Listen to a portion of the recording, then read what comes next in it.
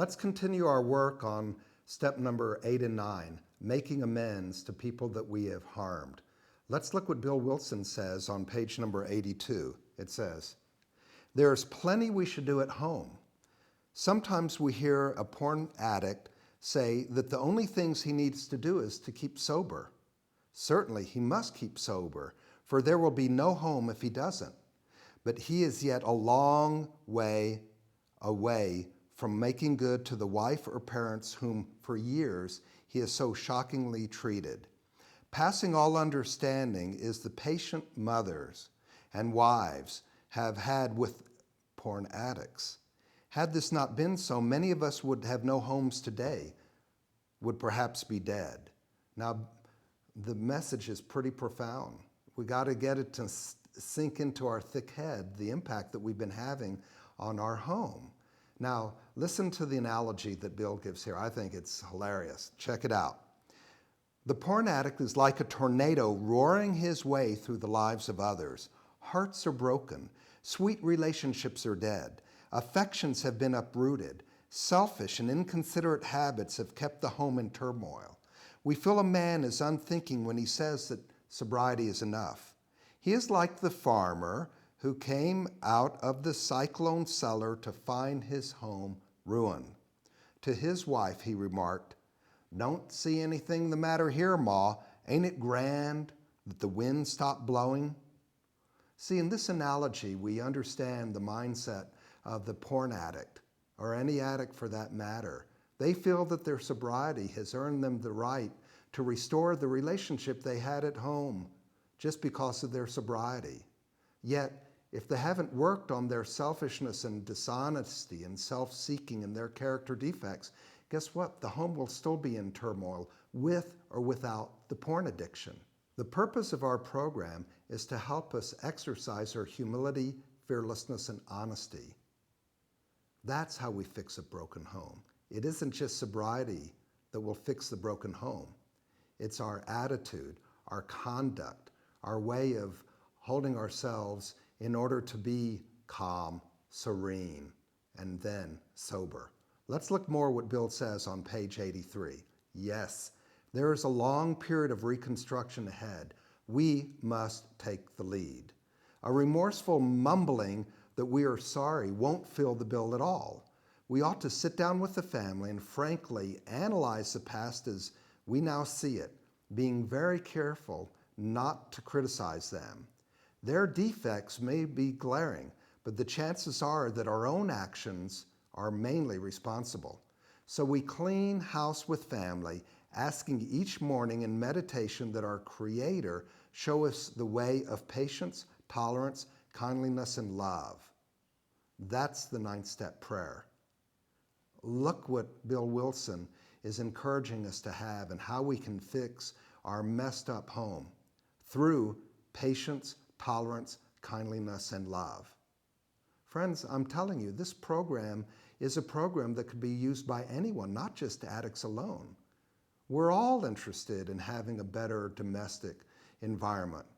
And in order to do so, humility, fearlessness, and honesty, and now introduced to us, patience, tolerance, kindliness, and love. Now, when my sponsor asked me to do step number 8 and 9, I was very hesitant. I would say I was pretty adamant that I didn't want to do it. And it wasn't until I did step 8 and 9 that I realized, you know what?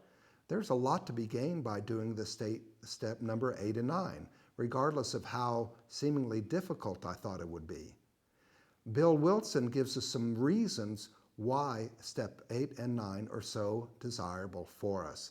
He provides for us on the bottom of page 83 and on top of page 84 what are known as the 14 promises of step 8 and 9.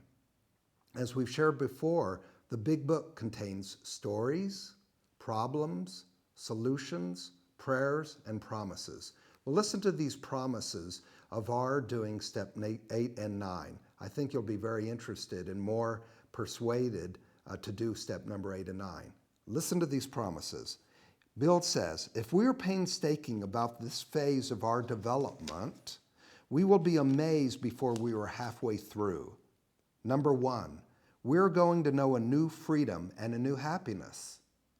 Number 2, we will not regret the past nor wish to shut the door on it. Number 3, we will comprehend the word serenity. Number 5, we will know peace. No matter how far down the scale we have gone, we will see how our experience can benefit others. Number 6, that feeling of uselessness and self-pity will disappear. Number 7, we will lose interest in selfish things and gain interest in our fellows. Number 8, self-seeking will slip away. Number 9, our whole attitude and outlook upon life will change. Number 10, fear of people and of economic insecurity will leave us. Number 11, we will intuitively know how to handle situations which used to baffle us. Number 12, we will suddenly realize that God is doing for us what we could not do for ourselves. Are these extravagant promises? We think not. Number 13, they are being fulfilled among us, sometimes quickly, sometimes slowly. And the last promise, number 14, they will always materialize if we work for them. My friends, these are quite attractive promises. What they're implying to us is that we can enter a whole new way of living, a whole new design for change, a psychic change, a spiritual experience. These are all terms that Bill Wilson has used throughout the pages of this big book. Isn't this quite inviting?